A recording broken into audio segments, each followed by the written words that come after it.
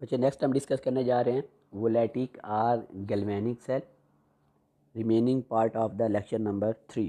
अब बच्चे देखिए हमने बात करनी है, हमने शुरू में कहा था कि हमारे पास जो इलेक्ट्रोकेमिकल सेल बच्चे वो 2 टाइप्स के होते हैं, एक होते हैं इलेक्ट्रोलिटिक सेल और एक होते हैं galvanic or voltaic cell.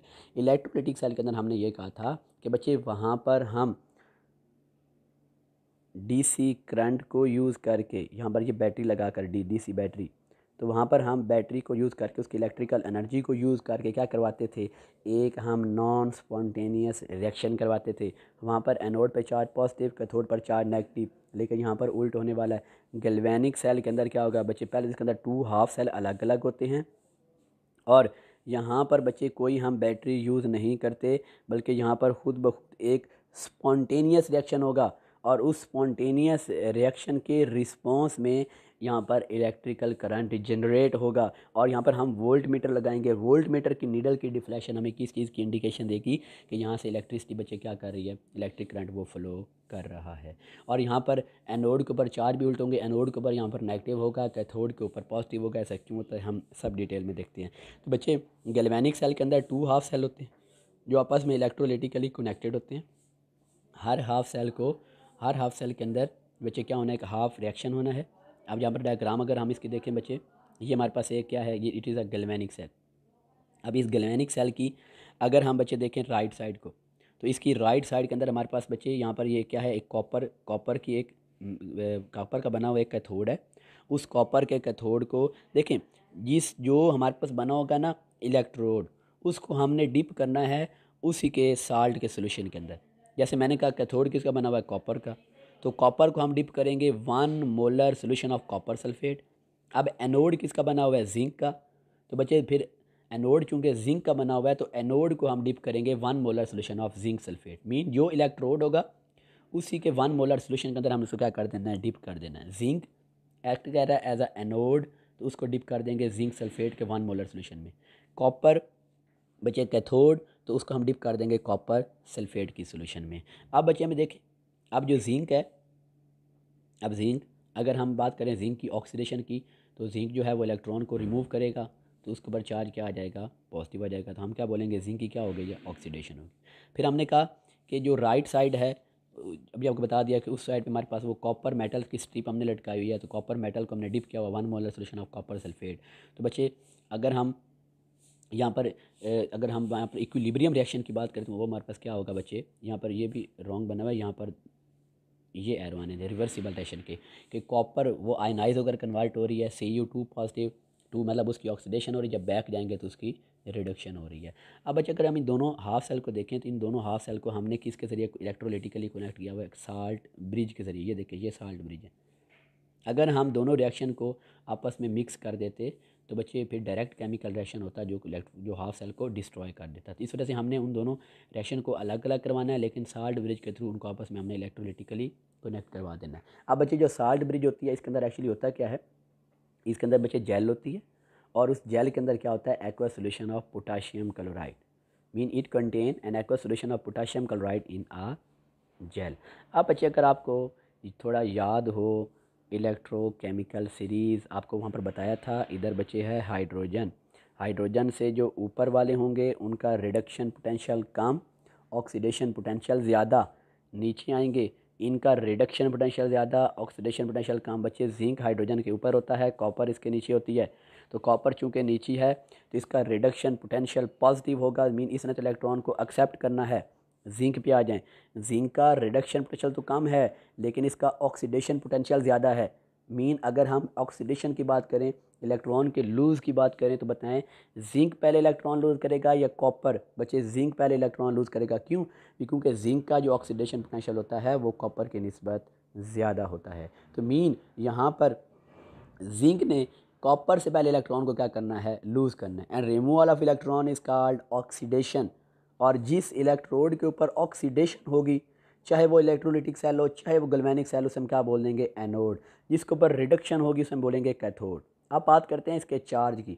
Electrolytic cell में उस पर चार्ज पॉजिटिव था, क्यों पॉजिटिव था, क्योंकि उसको हमने बैटरी के पॉजिटिव टर्मिनल से कनेक्ट किया हुआ था। लेकिन यहाँ पर एनोड के ऊपर चार्ज आएगा नेगेटिव। बच्चे नेगेटिव चार्ज क्यों आएगा, देखिए जब जिंक ने उसकी ऑक्सीडेशन होगी, जब जिंक ने अपने इलेक्ट्रॉन को लूज़ करना है तो वो इलेक्ट्रॉन उसकी जब इधर बच्चे डिपॉजिट होंगे उसकी मेटल स्ट्रिप के ऊपर, तो उसके ऊपर चार्ज क्या आ जाएगा, नेगेटिव, और कॉपर के ऊपर चार्ज क्या आ जाएगा, पॉजिटिव। और बच्चे यहाँ पर मतलब कैथोड के ऊपर पॉजिटिव है, एनोड के ऊपर नेगेटिव है।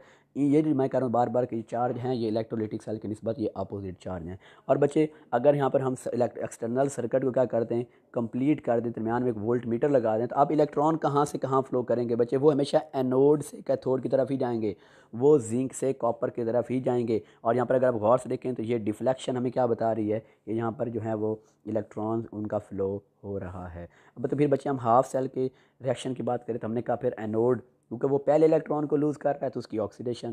कैथोड, इसका तो हमें वैसे पता है बच्चे, कॉपर है तो कॉपर को हमें पता है कि उसका रिडक्शन पोटेंशियल ज़्यादा होगा तो उसकी पहले रिडक्शन होगी, तो उसका हम रिडक्शन होकर वो कन्वर्ट होगी कॉपर मेटल के अंदर। अब ओवरऑल रिएक्शन देखेंगे तो इन दोनों रिएक्शन को हम ऐड कर देंगे। अगर गौर से देखें बच्चे, जिंक जा रहा है Zn2+ ऑक्सीडेशन, कॉपर Cu2+ से जा रहा है, कॉपर मीन उसकी रिडक्शन। साथ में अगर फिजिकल स्टेट भी देखें, जिंक पहले जो था वो सॉलिड फॉर्म में था, अब वो आ चुका है एक्वस फॉर्म में।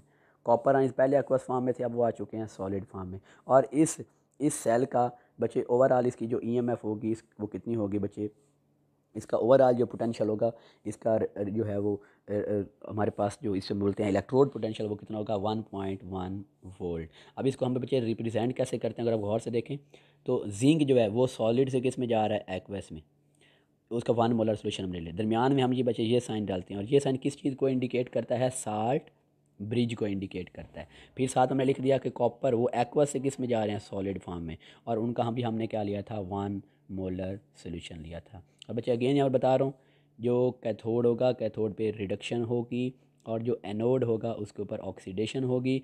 और यहाँ पर ये साइन, ये वाला साइन यहाँ पर शो नहीं हो रहा, ये साइन होता है ये किस चीज़ को इंडिकेट करता है, साल्ट ब्रिज को इंडिकेट करता है। अगर हम बच्चे साल्ट ब्रिज के फंक्शन की बात करें तो बच्चे देखें, हमने ये कहा, अब गौर से देखें बच्चे, ये हमारे पास हाफ सेल, ये दूसरा हाफ सेल, ये वोल्ट मीटर आ गया, ये कॉपर, ये हमारे पास जिंक, ये एनोड, ये कैथोड, ये जिंक, ये हमारे पास कॉपर। अब हमने कहा था जिंक, उसने पहले इलेक्ट्रॉन लूज़ किए, जब उसने पहले इलेक्ट्रॉन लूज़ किए तो उसकी अपनी स्ट्रिप के ऊपर चार्ज क्या आ गया, negative. Lose of electron is called oxidation, mean zinc act करेगा एज एनोड, उसके ऊपर ऑक्सीडेशन। लेकिन जब ऑक्सीडेशन हुई तो जो जिंक है वो तो सोल्यूशन के अंदर चला गया था, किस फॉर्म में, Zn+2 की फॉर्म में। मीन जैसे जैसे जिंक की ऑक्सीडेशन होती रहेगी तो लेफ्ट बीकर के ऊपर चार्ज कौन सा डेवलप होना शुरू हो गया, पॉजिटिव चार्ज। क्योंकि सोल्यूशन के अंदर Zn+2 के बच्चे अमाउंट क्या होती जा रही है, इंक्रीज होती जा रही है। इसी तरह अगर हम राइट साइड पर बात करेंगे तो राइट साइड में सोल्यूशन से Cu+2 वो रिड्यूस होकर बच्चे कहाँ पर अटैच हो गए थे, कैथोड के ऊपर, क्योंकि उनकी रिडक्शन हुई थी।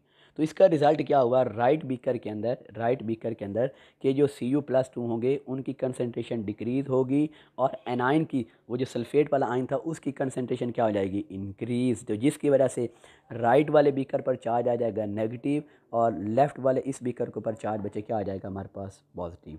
यहाँ पर देखें बच्चे वही लिखा हुआ है कि जो जिंक है चूँकि वो Zn+2 की फॉर्म में सोल्यूशन में चला गया है तो उसकी वजह से सोल्यूशन का ओवरऑल चार्ज क्या आ जाएगा, पॉजिटिव चार्ज आ जाएगा। कॉपर वाले की बात करें, कैथोड की बात करें तो वहाँ पर कॉपर आयन थे वो तो सारे के सारे बच्चे काम वो तो इलेक्ट्रोड की तरफ चले गए थे, तो फिर जो नेगेटिव आयन होंगे उनकी कंसनट्रेशन ज़्यादा, तो उनके ऊपर नेगेटिव चार्ज क्या आ जाएगा, नेगेटिव चार्ज आएगा। तो इसका रिज़ल्ट क्या होगा कि जब हमारे पास अगर यहाँ पर इनके चार्ज को न्यूट्रल ना किया जाए, कम ना किया जाए, तो इन चार्ज अकामुलेशन की वजह से हमारा रिएक्शन स्टॉप हो सकता है। लेकिन उस रिएक्शन को स्टॉप होने से या उन चार्जेस को अकामुलेट होने से कौन प्रिवेंट करता है, साल्ट ब्रिज। साल्ट ब्रिज बच्चे उनको रास्ता अलाउ करती है, ताकि देखें मैं दोबारा यहाँ पर ड्रा कर रहा हूँ, यहाँ पर लेफ्ट साइड में कौन सा चार्ज ज़्यादा था, पॉजिटिव सोल्यूशन के अंदर, इधर कौन सा चार्ज ज़्यादा हो गया था, नेगेटिव राइट साइड पे। तो अब जो साल्ट ब्रिज है, ये साल्ट ब्रिज, अब साल्ट ब्रिज ने बच्चे क्या करना है कि जो नेगेटिव वाले चार्ज होंगे, ये देखें ये नेगेटिव चार्ज, वो राइट से निकल कर किस में आ जाएंगे, लेफ्ट में आ जाएंगे। तो एक दूसरे क्या कर देंगे बच्चे, वो एक दूसरे को न्यूट्रल कर देंगे, जिस वजह से वो चार्ज अकोमोलेशन क्या हो जाएगी, कम हो जाएगी। ठीक हो गया। अगर ये चार्ज की जो एक्सचेंज है, अगर ये आयन का एक्सचेंज अगर ना होता तो उन चार्ज के अकोमोलेशन की वजह से हमारा रिएक्शन बच्चे क्या हो जाना था, वो स्टॉप हो जाना था। तो ये साल्ट ब्रिज का मेनली बच्चे फंक्शन होता है। उसके अलावा बच्चे जो हमारे पास जो गैल्वेनिक सेल है उसके अंदर डिफरेंट मतलब और भी हमारे पास ऑक्सीडेशन रिडक्शन रिएक्शन हम कैरी कर सकते हैं डिफरेंट इलेक्ट्रोड्स को यूज़ करके। तो इसके अंदर हमने बच्चे जब भी लेकिन हमने करना है तो हमने दोनों हाफ सेल को क्या करना है, सेपरेट रखना है। दरमियान में हमने उनको साल्ट ब्रिज के थ्रू उनको बच्चे हमने कनेक्ट करवाना है। और साथ में हमने एक जो है वो बल्ब या जो है वो भी यूज़ कर सकते हैं जो हमें किस चीज़ की इंडिकेशन देगा कि यहाँ से करंट क्या कर रहा है, फ्लो कर रहा है। या हम एक्सटर्नल सर्किट के अंदर वोल्ट मीटर लगा देंगे जिसकी नीडल की डिफ्लेक्शन हमें ये सब कुछ बता रही होगी। नेक्स्ट बच्चे हम बात करते हैं, अगर हम इस रिएक्शन के अंदर बाहर से एक सोर्स ऑफ इलेक्ट्रिसिटी यूज़ करते तो वोलेटिक सेल जो है वो उसमें क्या करना था, अपोज करना था। That oppose is the voltaic cell. अब जो इलेक्ट्रोड रिएक्शन है वो भी रिवर्स हो जाएंगे। कैसे रिवर्स बच्चे हो जाएंगे, क्योंकि अब अगर हमने एक्सटर्नल सोर्स लगा दिया है तो वो इलेक्ट्रॉन को अपोजिट डायरेक्शन के अंदर बच्चे क्या करेगा, इलेक्ट्रॉन्स को पुश करेगा एंड सप्लाइज द एनर्जी और work to the cell so that the reverse non spontaneous reaction occur. तो बच्चे अब यहाँ पर क्या होगी, देखें ना, मैं आपको बताता हूँ, गौर से बच्चे देखें। ये हमारे पास जिंक, ये हमारे पास कॉपर, ये दरमियान में आ गई साल्ट। अब बच्चे अगर मैं यहाँ पर लगा दूँ बैटरी, मैंने ये बैटरी लगा दी, ये पॉजिटिव ये नेगेटिव। अब बच्चे जो इलेक्ट्रॉन होंगे ना, इलेक्ट्रॉन उन्होंने अब अपोजिट डायरेक्शन में जाना है। मीन वो जाते कहाँ से हैं, बैटरी के नेगेटिव से बैटरी के पॉजिटिव टर्मिनल की तरफ। जब वो नेगेटिव से पॉजिटिव की तरफ जाएंगे तो बच्चे उस वक्त ये रिएक्शन उल्ट हो जाएंगे। मीन अब जो जिंक होगा वो इलेक्ट्रॉन को क्या करेगा, एक्सेप्ट करेगा, तो उसकी क्या हो रही है, रिडक्शन। जो कॉपर है वो इलेक्ट्रॉन को लूज़ करेगा तो उसकी क्या हो रही है, ऑक्सीडेशन हो रही है। तो मीन इस रिएक्शन को हम क्या बोलते हैं, रिवर्सिबल सेल बोलते हैं। और इसको ओवरऑल हम जो बच्चे वो रिप्रेजेंट कैसे करेंगे, देखें Zn2+ उसकी रिडक्शन होकर जिंक में जा रहा है, कॉपर उसकी ऑक्सीडेशन होकर CO2+ फॉर्म में जा रहा है। एंड ऑक्सीडेशन होगी फिर वो कॉपर इलेक्ट्रोड के ऊपर होगी, जो रिडक्शन होगी वो जिंक इलेक्ट्रोड की होगी। ये एक इलेक्ट्रोलाइटिक सेल की तरह बिहेव कर रहा है। और यहाँ पर जो है वो बाहर से नॉन स्पॉन्टेनियस रिएक्शन करवाने के लिए हम एक्सटर्नल सोर्स से वो बैटरी के फॉर्म में इलेक्ट्रिकल एनर्जी भी क्या कर रहे हैं, प्रोवाइड कर रहे हैं। लेकिन हमारे पास जब एक वोलेटिक सेल बच्चे जब वो ऑपरेट करता है तो कैथोड कॉपर वाले पे रिडक्शन होती है, एनोड के ऊपर क्या होती है, ऑक्सीडेशन होती है। नॉर्मल में अगर हम बाहर से कोई बैटरी कनेक्ट ना करवाएं, हम खुद स्पॉन्टेनियस रिएक्शन होने दें तो कैथोड पे रिडक्शन और एनोड पे क्या होगी, ऑक्सीडेशन होगी। और जिंक बच्चे जो है वो एनोड के तौर पर एक्ट करेगा और जो कॉपर होगा वो कैथोड के तौर पर एक्ट करेगा।